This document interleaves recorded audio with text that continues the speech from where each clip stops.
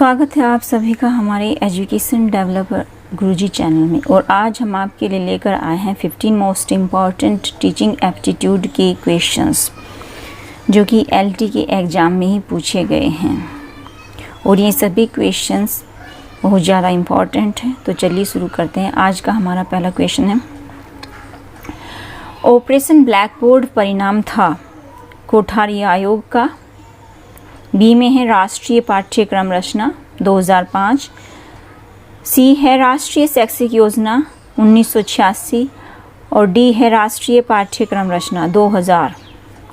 तो ये ऑपरेशन जो ब्लैक बोर्ड जो किसका परिणाम था, ये राष्ट्रीय शैक्षिक योजना 1986 का परिणाम था। इसमें ऑप्शन आपका सी आ जाएगा। नेक्स्ट है, अध्यापक दृश्य साधनों का प्रयोग अध्यापन को निम्नलिखित बनाने के लिए करता है। सरल बनाने के लिए करता है, समय बचाने के लिए करता है, अधिक ज्ञान के लिए या फिर रुचिकर बनाने के लिए। तो इसमें जो अध्यापक है वो दृश्य साधनों का प्रयोग अध्यापन को रुचिकर बनाने के लिए करता है। इसमें आपका जो ऑप्शन है डी वो सही आ जाएगा। नेक्स्ट है,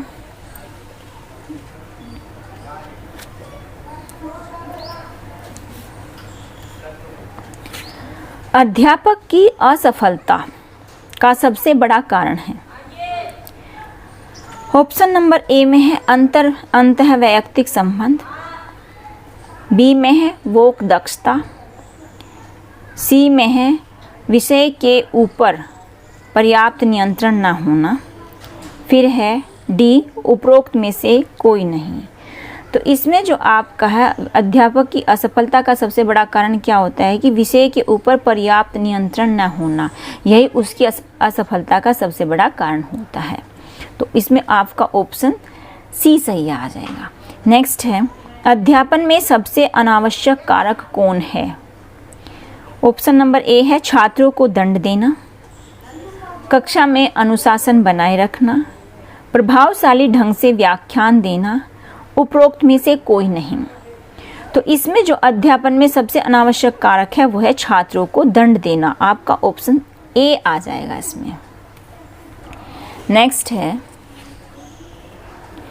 किसी पाठ के शिक्षण में मॉडल के उपयोग के समय शिक्षक को करना चाहिए।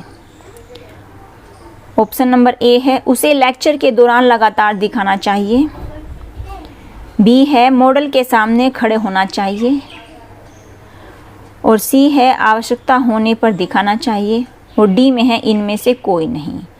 तो आपका ऑप्शन इसमें से कौन सा सही होगा। ऑप्शन आपका जो है सी सही होगा, उस आवश्यकता होने पर उसे दिखाना चाहिए।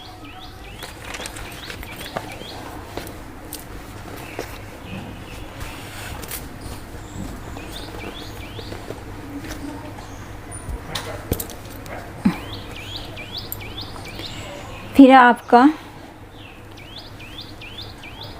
क्वेश्चन नंबर 6,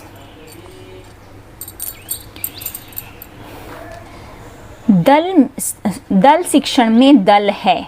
दल शिक्षण में दल है। ऑप्शन नंबर ए है अध्यापकों का जो शिक्षण योजना को तैयार कर उसका क्रियान्वयन करता है, बी में है छात्रों का जो शिक्षण योजना को तैयार कर उसका क्रियान्वयन करता है, सी है अध्यापकों व छात्रों का जो शिक्षण योजना को तैयार कर उसका क्रियान्वयन करता है, डी है उपयुक्त में से कोई नहीं।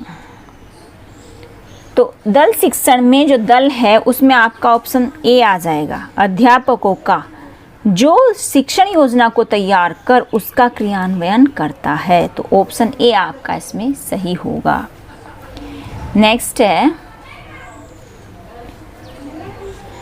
यह सामाजिक वातावरण में आयोजित किया जाने वाला एक निष्ठ उद्देश्यपूर्ण क्रियाकलाप है। यह कथन शिक्षण की किस विधि की ओर संकेत करता है। तो प्रदर्शन विधि नंबर 1 पर है, बी पर है ह्यूरिस्टिक विधि, नंबर सी पर है समस्या समाधान विधि, और नंबर डी पर है प्रोजेक्ट विधि।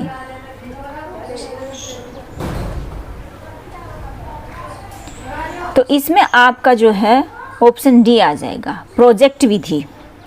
सामाजिक वातावरण में आयोजित किया जाने वाला एक निश्चित उद्देश्यपूर्ण क्रियाकलाप प्रोजेक्ट विधि है। फिर है अध्यापक होने के नाते यदि आप किसी विद्यार्थी की बुरी आदत को सुधारना चाहते हैं तो क्रियात्मक योजना बनाते समय आप अधिगम के किस सिद्धांत को ध्यान में रखेंगे। अब इसमें सिद्धांत दिए गए हैं। फर्स्ट नंबर पे है अंतर्दृष्टि सिद्धांत, फिर बी है प्रयास एवं त्रुटि सिद्धांत, सी है शास्त्रीय अनुबंधन सिद्धांत और डी है क्षेत्रीय सिद्धांत। तो आप इसमें से कौन से सिद्धांत को ध्यान में रखेंगे? तो इसमें आपका ऑप्शन सी आ जाएगा। शास्त्रीय अनुबंधन सिद्धांत को आप ध्यान में रखते हुए छात्रों की बुरी आदत को सुधारना चाहेंगे। क्वेश्चन नंबर 9 है कक्षा कक्ष संप्रेषण हेतु सूक्ष्म शिक्षण क्यों आवश्यक है? फर्स्ट है पृष्ठ पोषण हेतु, सेकंड है विभिन्न कौशलों के विकास हेतु, थर्ड है पाठ पूर्ण करने हेतु और डी है मूल्यांकन हेतु। तो इसमें आपका जो ऑप्शन है वो बी सही आ जाएगा। इनके कक्षा कक्ष संप्रेषण हेतु सूक्ष्म शिक्षण क्यों आवश्यक है? विभिन्न कौशलों के विकास हेतु आवश्यक है। तो ऑप्शन बी आपका इसमें जो राइट हो जाएगा।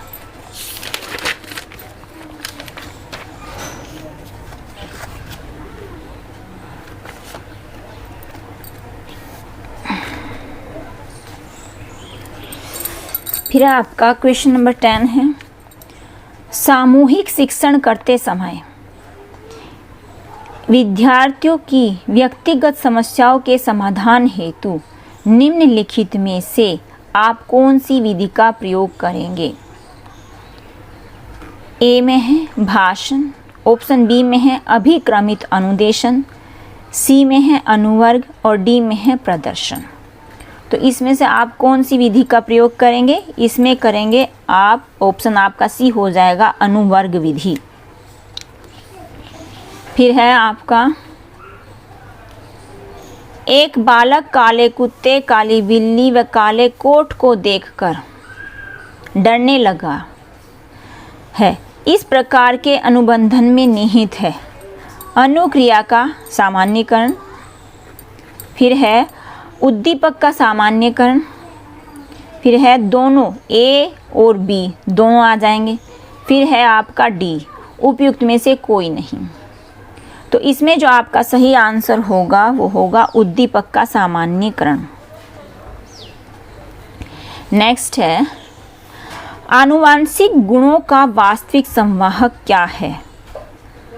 गुणसूत्र, केंद्रक, जीन्स या उपयुक्त में से कोई नहीं। तो इसमें आपका जो है जीन्स आ जाएगा। ये जो नंबर सी है इसमें आ जाएगा आपका जीन्स, जो सी ऑप्शन है। फिर आपका निम्नलिखित में से एक शैक्षिक मापन की विधि नहीं है। ए ऑप्शन ए में दिया है साक्षात्कार, बी में है मानक संदर्भित परीक्षण, सी में है प्रश्नावली और डी में है अवलोकन। तो एक शैक्षिक मापन की विधि कौन सी नहीं है? मानक संदर्भित परीक्षण, बी आ जाएगा इसमें आपका। फिर है आपका क्वेश्चन नंबर 14